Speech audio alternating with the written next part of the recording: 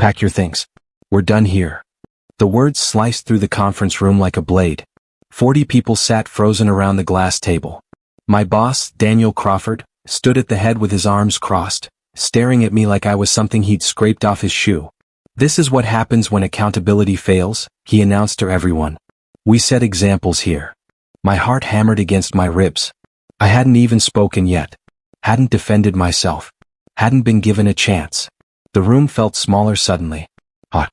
The air conditioning hummed but I couldn't feel it. Someone coughed. A laptop screen glowed in my peripheral vision. Nobody moved. "Effective immediately," Daniel said. Those two words landed like stones. I looked around the table. My coworkers wouldn't meet my eyes. Some stared at their notes. Others found sudden interest in their coffee cups. One woman, Claire from accounting, looked like she might cry. This wasn't a conversation. This wasn't a meeting. This was an execution. My hands felt numb. My face burned. Not from anger yet. From shock. Like someone had shoved me underwater and I couldn't figure out which way was up. Daniel nodded once toward the door. Security appeared. That's when I understood.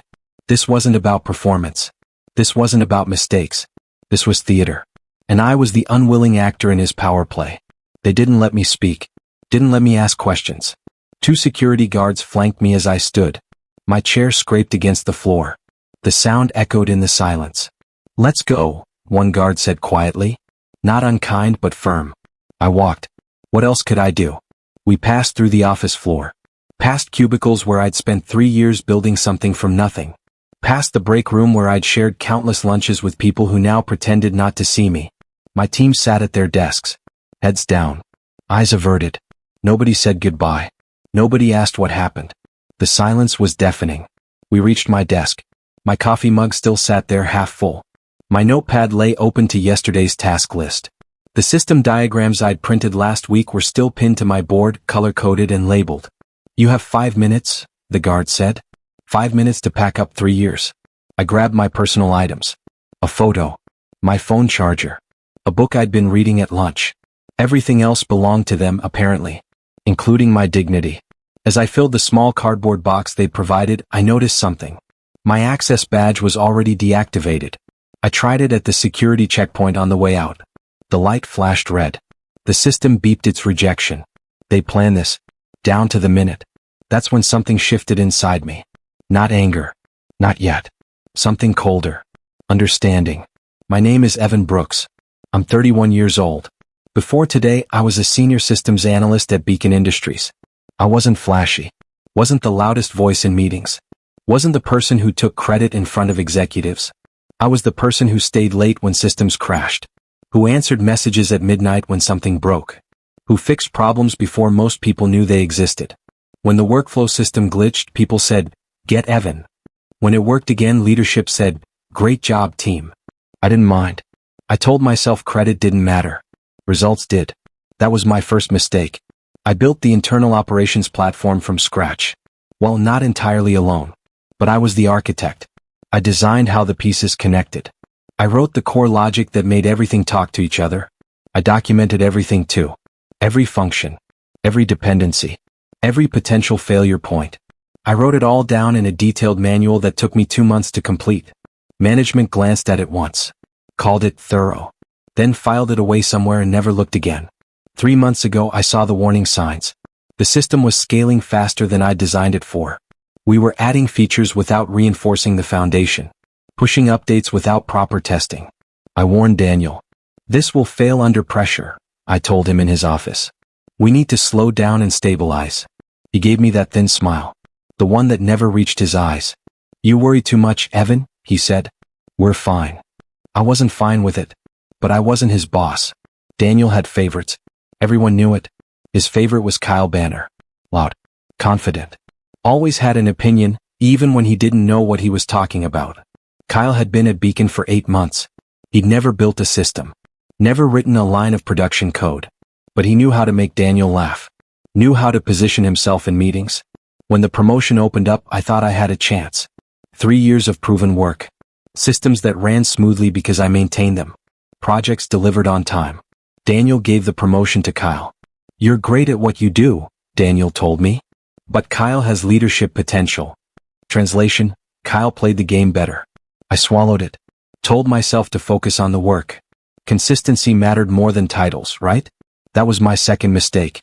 Kyle took the promotion and immediately started making changes. He wanted to innovate, to disrupt the existing systems. He pushed updates I'd warned against, bypassed testing protocols I'd established, dismissed concerns from the team because he had a vision. I documented my objections, sent emails, requested meetings. Daniel backed Kyle every time. Let him try new things, Daniel said. You're being resistant to change. I wasn't resistant to change. I was resistant to breaking things that worked. But nobody wanted to hear that. So I did what I always did. I kept the system running, fixed problems quietly, prevented disasters behind the scenes. And I waited. The failure happened on a Tuesday. We were rolling out a major update to the client portal. Hundreds of users logging in simultaneously. High visibility. Executive eyes watching. I'd flagged 3 critical issues in the staging environment. Sent detailed reports. Requested a delay. Kyle overruled me. It's fine, he said. You're overthinking it. Launch day arrived. The system held for 2 hours. Then it started cracking. Response times slowed. Error rates climbed. Users couldn't access their accounts. The support line lit up with complaints. I was in the server room within minutes. I knew exactly what was happening. The database connections were bottlenecking. The load balancer was misconfigured. The cache system was thrashing. I could fix it, but it would take time. I worked through lunch, through dinner, through midnight. By 2 in the morning, I'd stabilized the system, rolled back the problematic updates, implemented temporary patches. The crisis was contained. I sent Daniel a full incident report, detailed timeline, root cause analysis, recommendations for preventing it again. I never heard back. The next day, leadership called an emergency meeting. They wanted answers. They wanted accountability. Daniel needed a scapegoat. I didn't know it yet, but the decision had already been made. Someone had to take the fall. Someone quiet. Someone who wouldn't fight back. Me. Looking back, the signs were obvious. The cold shoulder from Daniel. The way Kyle avoided eye contact. The hushed conversations that stopped when I entered rooms. They'd already decided. The first week after they fired me was strange. I didn't cry. Didn't rage. Didn't post angry messages on social media. I sat at home and felt nothing. Empty. Like someone had scooped out my insides. My apartment felt too quiet. I'd spent 3 years leaving early and coming home late. Now I had nowhere to go. I made coffee. Sat on my couch. Opened my laptop. And I started thinking. I hadn't stolen anything when they escorted me out. Hadn't taken company files or proprietary code. But I had something they couldn't take. Knowledge. I knew exactly how that system worked. Every integration point. Every dependency. Every fragile connection that held it together. I knew what would break first. What would break next. What would cascade if left unfixed. And I knew that nobody else had that complete picture. The documentation existed. But documentation only helps if you know how to read it. If you understand the context. If you've lived inside the system long enough to see the patterns. Kyle didn't have that. He'd been there 8 months and spent most of it talking in meetings. The rest of the team knew their pieces. But nobody saw the whole picture. Nobody except me. I closed my laptop. Made dinner. Went to bed early. And I waited. I didn't have to wait long. The messages started 3 days later. My former coworkers reached out quietly. Text. Private messages. Not through official channels. Hey, quick question about the system. Do you remember where that configuration file is? The dashboard is showing weird numbers. Any ideas? I didn't respond immediately. I thought about each message carefully. These were people who'd sat silent while I was humiliated. Who'd looked away during my walk of shame. But they were also people who'd been caught in the same system I had. Scared for their jobs. Following orders. I answered some questions. Basic stuff. Things they could have figured out themselves with enough time. But I didn't give them everything. Didn't solve their problems for them. Just enough to keep things limping along. By the end of the first week, the messages increased. The client sync is failing. Reports aren't generating correctly. Kyle is asking if you documented the backup procedures. That last one made me smile. Yes, I documented the backup procedures. In the manual nobody read. In the system nobody maintained. I didn't respond to that one. During week 2, I heard through Claire, who felt guilty enough to keep me updated, that Daniel was in meetings constantly. He's freaking out, she texted. Things are breaking everywhere. What kind of things? I asked. Processes aren't completing. Data isn't syncing. Clients are complaining about errors. What's Kyle doing? Blaming the team. Saying the system was poorly built. That stung. But it also told me everything I needed to know. They still didn't understand. Week 3 was when it got serious. A major client, Henderson Technologies, reported that their quarterly data hadn't synced properly. Financial reports were wrong. Invoices were missing. This wasn't a minor glitch. This was a breach of contract. Henderson threatened to pull their account. That was $3 million annually. Daniel called an emergency meeting with the entire tech team. Claire sent me a message during it. He's losing it. Yelling at everyone. Demanding answers. What's Kyle saying? I asked. That the problem existed before. That you must have left something broken. There it was. The second layer of blame. First I was the problem. Now my absence was the problem. I didn't feel angry anymore. I felt vindicated. Because the truth was simple. The system wasn't broken when I left. It was fragile, yes.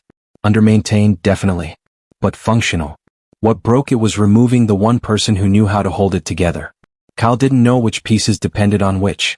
Didn't understand the workarounds I'd implemented. Didn't know which errors were critical and which were cosmetic.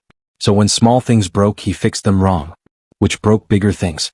Which created cascading failures. The Henderson issue was a perfect example. The sync process relied on a specific sequence.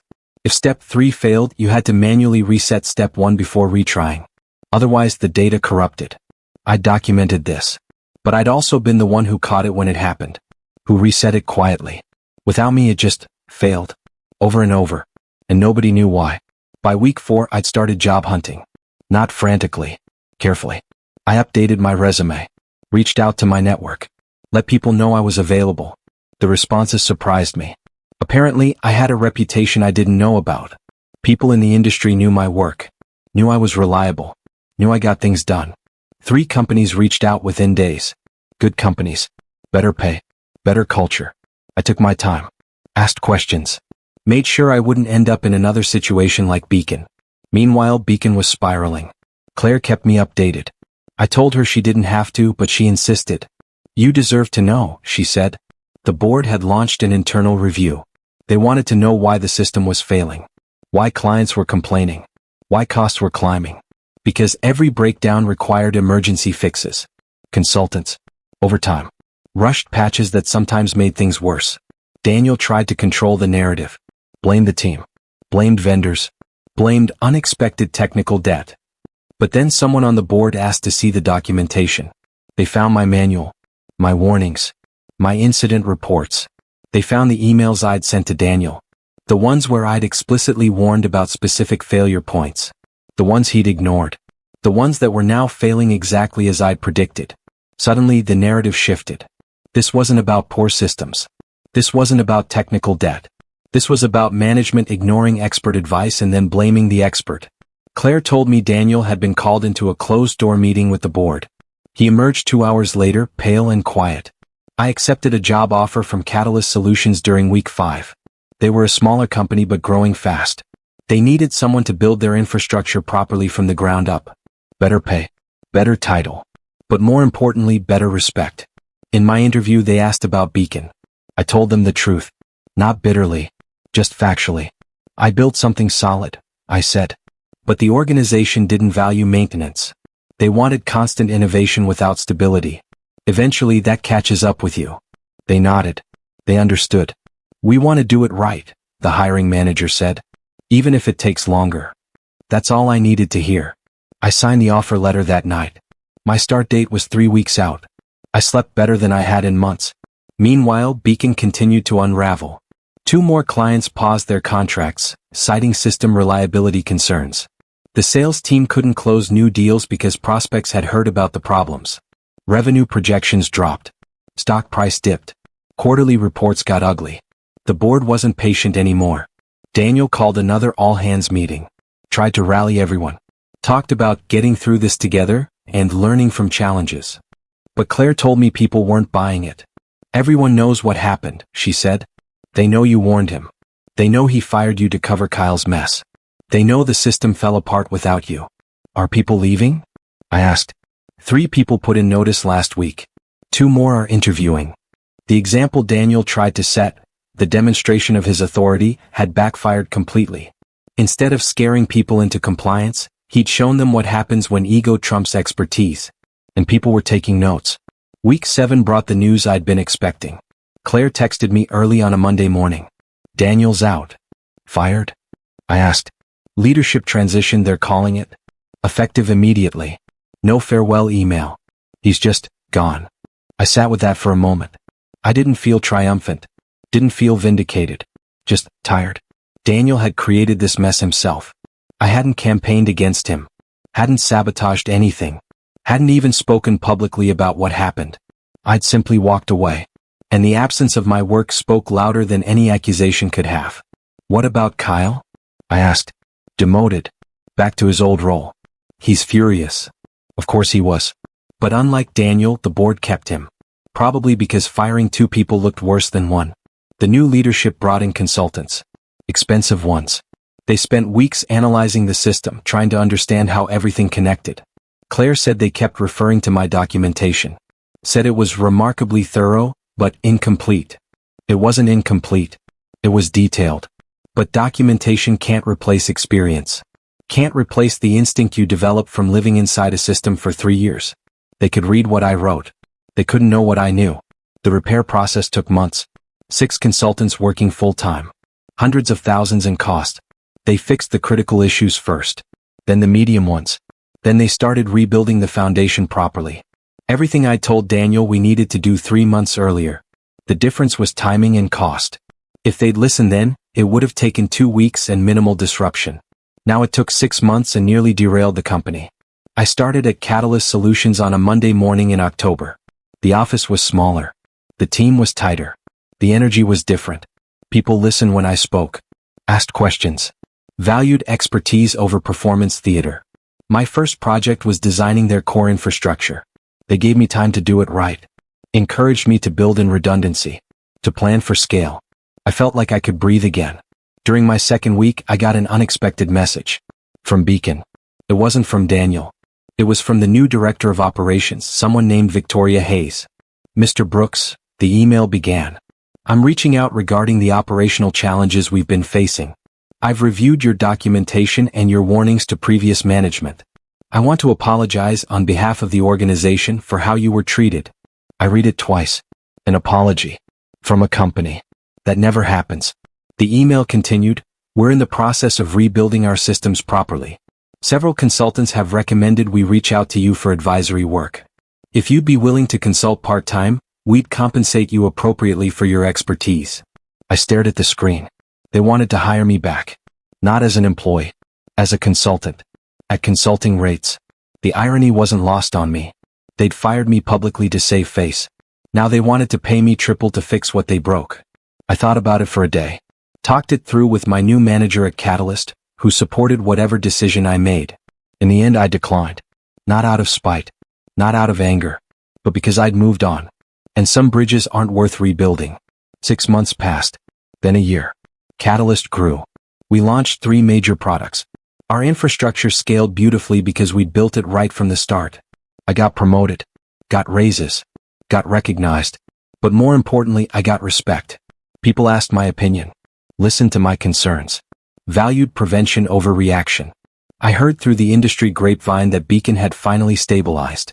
They'd rebuilt their core systems. Hired new leadership. Implemented better processes. It cost them roughly $5 million in consulting fees, lost revenue and client departures. All to fix problems they could have prevented by listening to one person. Me. I didn't feel smug about it. Just sad. Sad that it took a crisis for them to learn what should have been obvious. One day I ran into Kyle at an industry conference. He looked different. Smaller somehow. Less confident. Evan, he said, stopping in front of me. Can we talk? We found a quiet corner. He didn't make excuses. Didn't try to justify anything.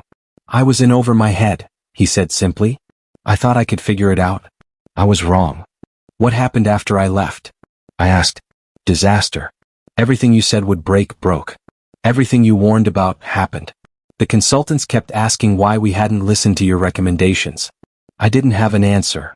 What about Daniel? Last I heard, he's working in a different industry. Couldn't get another tech job. I nodded. Didn't gloat. Just acknowledged the information. I'm sorry, Kyle said. For what it's worth. I should have supported you. Should have listened. I appreciate that, I said. And I meant it. Apologies don't undo harm. But they matter anyway. We parted ways. I never saw him again. 2 years after my firing, I was invited to speak at a tech leadership conference. The topic was sustainable systems design. Building for longevity, not just speed. I almost declined. Public speaking wasn't my strength. But my boss encouraged me. People need to hear this, she said. So I accepted. Standing on that stage, looking at hundreds of faces, I told my story. Not with names. Not with accusations. Just with facts. I talked about the cost of ignoring expertise. The price of valuing speed over stability. The danger of making examples out of people instead of learning from them. I talked about what happens when you remove the person holding everything together and don't realize it until everything falls apart. The room was silent. Then someone started clapping. Then everyone. After the talk, dozens of people approached me. Shared their own stories. Told me they'd been that person. The quiet expert nobody valued until they were gone. What did you do? They asked. How did you handle it? I walked away, I said. And I let the work speak for itself. Because that's the truth that nobody wants to hear. Sometimes the loudest revenge isn't revenge at all. It's simply letting people experience the consequences of their own decisions. It's letting them feel the weight of losing someone they took for granted. It's proving your value by your absence, not your presence. Daniel tried to make me an example. He tried to show everyone what happens when you question leadership. And he did make me an example. Just not the one he intended. 3 years after leaving Beacon, I got one final message about them. Claire had moved on to another company. We stayed in occasional contact. She sent me a news article. Beacon Industries acquired by larger tech firm. I read through it. The company had been sold. Not because they were thriving, but because they couldn't recover from the damage.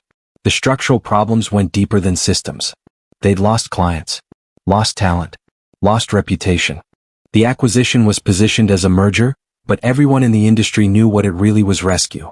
The article mentioned that former leadership had departed to pursue other opportunities. Corporate speak for it, they were pushed out. I closed the article. Felt nothing. No satisfaction. No vindication. Just closure. Your value isn't determined by how people treat you. It's determined by the quality of your work and the integrity of your choices. When people treat you as disposable, walk away with dignity. Don't burn bridges. Don't seek revenge. Just build something better somewhere else. And let the contrast speak for itself. 5 years later, I'm still at Catalyst. Now as VP of Engineering. I mentor junior developers. I teach them what I learned the hard way. I show them how to document properly. How to communicate concerns. How to build systems that last. But I also teach them something else. Know your worth. Don't tie your identity to any company. Build skills that transfer. Create value that's undeniable. And if you're ever in a situation where you're being treated as disposable, where your expertise is ignored, your warnings are dismissed, your work is unappreciated, don't wait for things to get better. They won't. Leave on your terms. Find somewhere that values what you bring. Build something you're proud of. Because the example Daniel set that day in the conference room did teach me something. It taught me that sometimes the best thing a company can do for you is fire you. It forces you to recognize what you've been accepting. To see the situation clearly without the fog of loyalty or habit. It pushes you towards something better. I never thanked Daniel for firing me. But in a strange way, it was the catalyst I needed. Pun intended. It showed me I was capable of more than I thought. That my skills were valuable. That I didn't need to settle for being undervalued. The system he broke wasn't just the technical one. It was the system of taking people for granted. Of assuming critical people would stay regardless of how they were treated. That system broke spectacularly. And the pieces never fit back together quite right. Beacon employees reach out asking me to come back. I politely decline. I appreciate the offer, I always say. But I'm happy where I am. Because I learned another important lesson. Never go backward. Not out of spite. But because moving forward is always better than circling back. The Beacon that exists now isn't the Beacon that fired me. New leadership. New culture.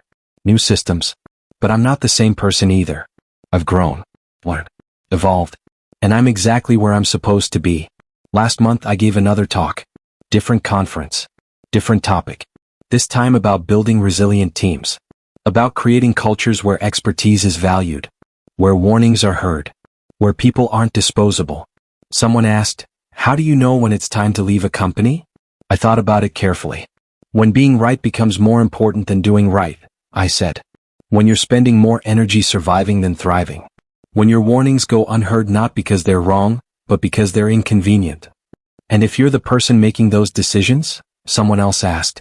Listen to your experts, I said. Especially the quiet ones. They're not quiet because they don't know anything. They're quiet because they're busy holding everything together. The room nodded. Some people took notes. Others just sat with the words. Because everyone knows that person. The one who keeps things running while others take credit. The one who catches problems before they explode. And most companies don't realize what they have until it's gone. I think about that conference room sometimes. The glass walls. The 40 faces. Daniel's voice cutting through the silence. Pack your things. We're done here. If I could go back to that moment, would I do anything differently? Honestly? No. I would have handled the humiliation the same way. Walked out with dignity. Stayed silent. Let the work speak. Because fighting in that moment wouldn't have changed anything. Daniel had made his decision. The security guards were already at the door. The scene was set. The only choice I had was how to exit. And I chose to exit like a professional. Like someone who knew their worth even if nobody else in that room did. That choice mattered more than I realized at the time. Because when the system collapsed and people looked back, they didn't remember an angry person who got fired while making a scene. They remembered a calm professional who'd tried to warn them. Who'd done the work right. Who'd maintained grace under humiliation. That reputation traveled. Opened doors. Created opportunities.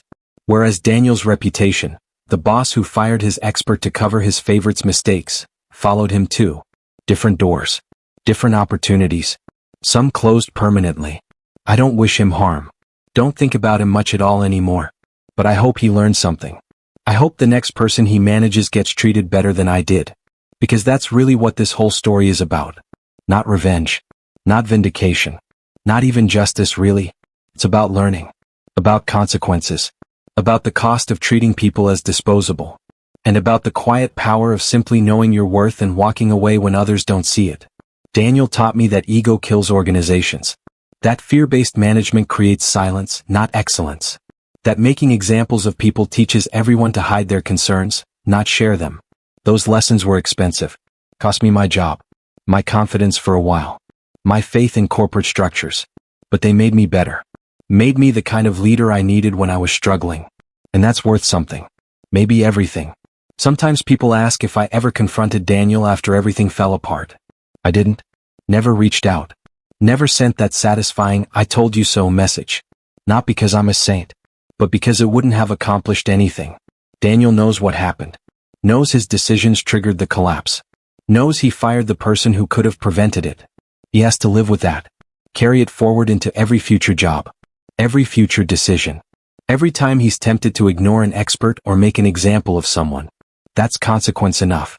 My confrontation wasn't with him. Was with myself. With my own worth. With my own tendency to accept less than I deserved. That confrontation took longer. Went deeper. Mattered more. And I won it by walking away. By building something better. By proving I didn't need Beacon's validation to be valuable. The system didn't fall apart because I sabotaged it. It fell apart because I wasn't there to hold it together anymore. That's not revenge. That's just reality. 5 years have passed since that conference room. Since those security guards. Since that cardboard box and that deactivated badge.